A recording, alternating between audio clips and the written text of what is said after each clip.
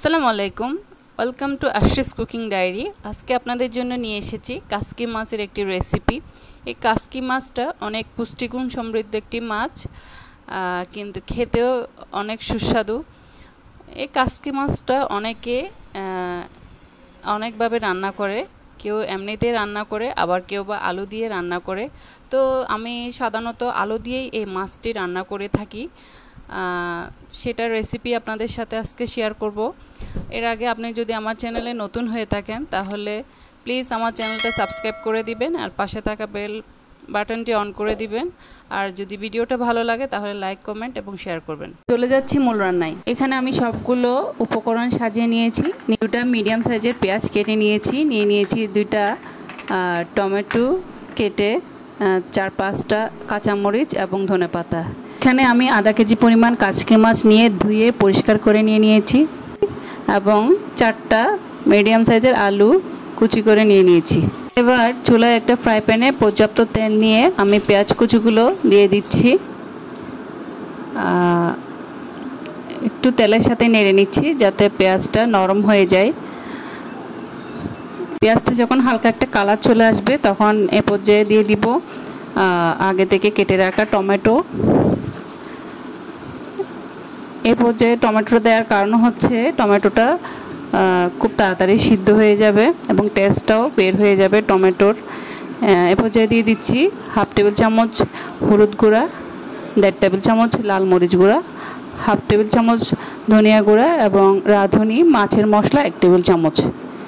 একটু পানি দিয়ে আমি সবগুলো মশলাকে খুব ভালোভাবে কষিয়ে নিচ্ছি। যখন এই পর্যায়ে যখন তেলটা উপরে উঠে যাবে তখন এই পর্যায়ে আমি দিয়ে দিব আলু, যে আলুগুলো আগে থেকে কেটে রেখেছিলাম ওগুলোই দিয়ে দিব।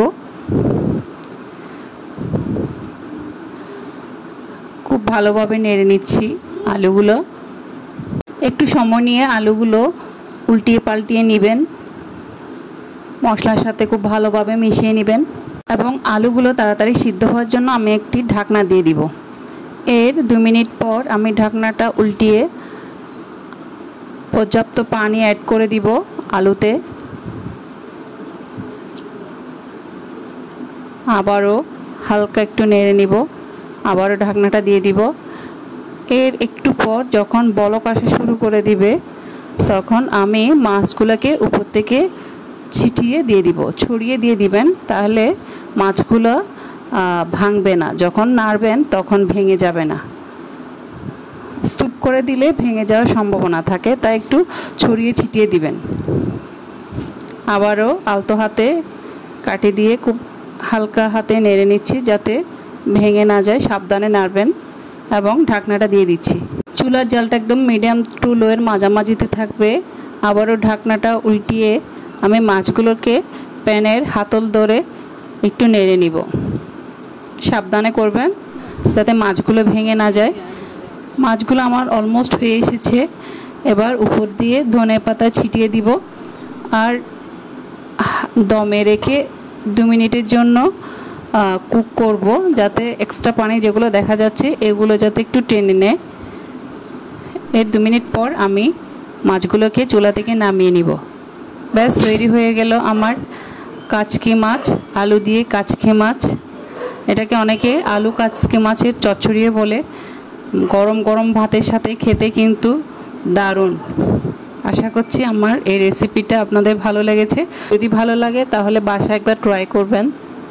আজকে এ পর্যন্ত, দেখা হবে অন্য কোনো দিন অন্য কোনো নতুন রেসিপি নিয়ে। ততক্ষণ পর্যন্ত ভালো থাকবেন, সুস্থ থাকবেন। আল্লাহ হাফেজ।